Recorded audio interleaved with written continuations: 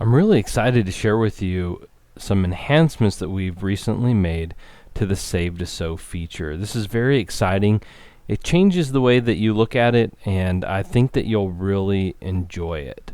So you can see on the screen that I have a design, and if you look up at the top, you'll notice that it has 2,297 stitches in it. So it's a very small design. It's a simple applique design. And so there's not many stitches in it. Then I also have one here, this Halloween design, and it has 9,236, so it has a little bit more. And the reason I'm showing you both is because I want to just kind of show you a little differences that you get when you're working with Save2Sew based on the size of a design. So first of all, let me go back to this. I'm going to click on the Save2Sew icon.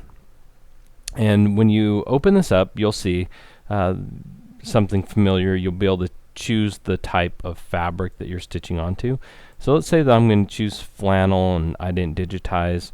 If you wanted to have the software make changes to the design at all, you do that by clicking on this checkbox right here for new style settings, and you can control what it does and does not affect in the design. In this design, I know that it's how I want it, so I'm not going to worry about that. And when I hit next, notice what happens. You get to a page for printing, and it's going to be more icon based. You're going to see what step you need to do first. And so we really tried to make it a step 1, 2, 3, and 4 process.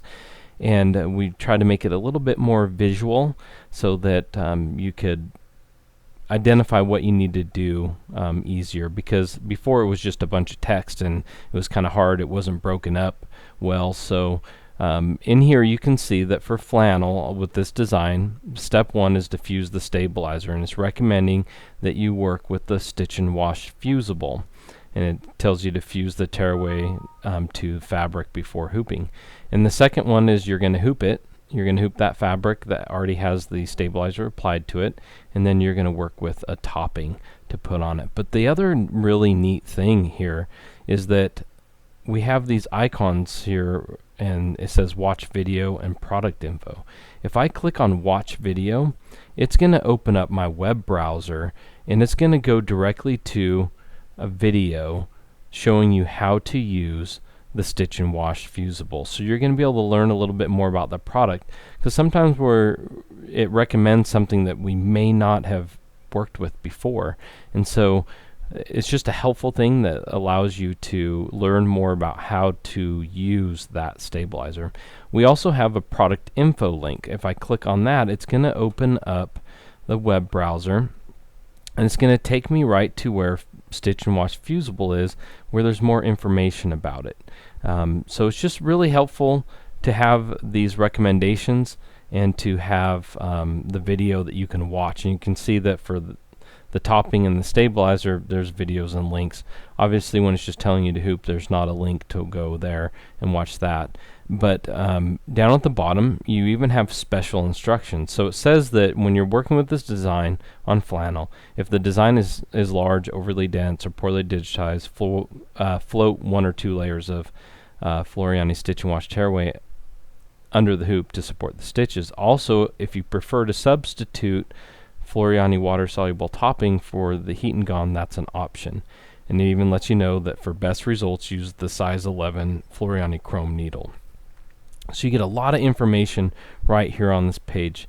And I just want to show you, if I go back, we're only dealing with 2 pages now. We've combined the first 2 pages of Save2Sew into one, and then we go right into the print settings, and we can print that out if we'd like. So I can hit print here and print this onto off on using my printer. I've actually taken this exact one, and instead of printing it, I chose to save it as a PDF, and you can see that what it gives you. It gives you all that information right there. This is what it would actually print out when you print it.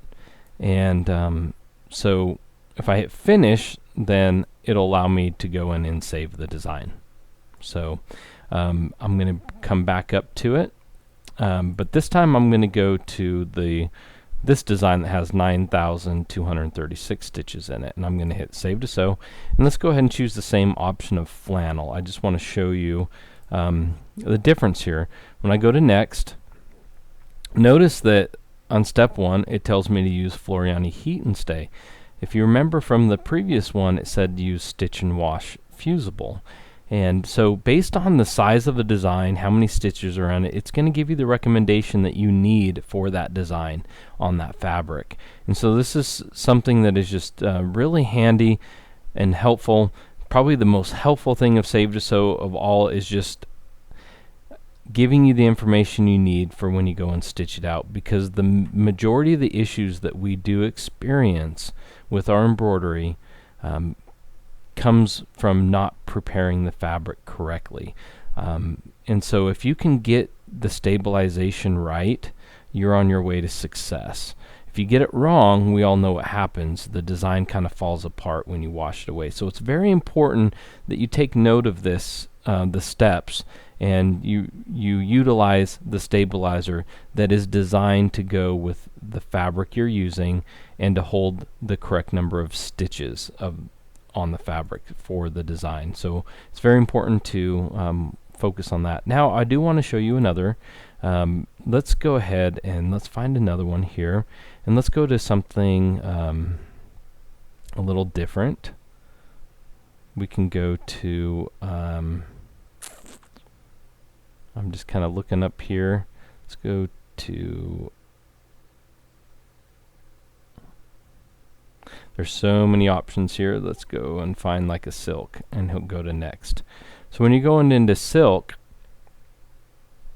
you're going to see you have other options here. So and let's go back here, and let's go to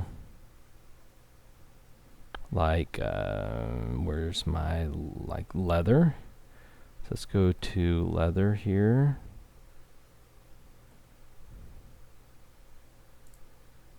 Hit next, and you're going to have totally different options. So with leather, it recommends that you use perfect stick cutaway. It's very important to use a cutaway with it, and the icon here shows you that you're going to be using a stabilizer that you're going to kind of sear, and then you're going to pull it back, and then it's going to let you know that you need to place that item onto the sticky stabilizer. And again, you can watch a video on the perfect stick cutaway. So it's really handy. It's going to change according to what you what fabric you have and what the size of the design is. So we hope that you enjoy these new enhancements to Save2Sew.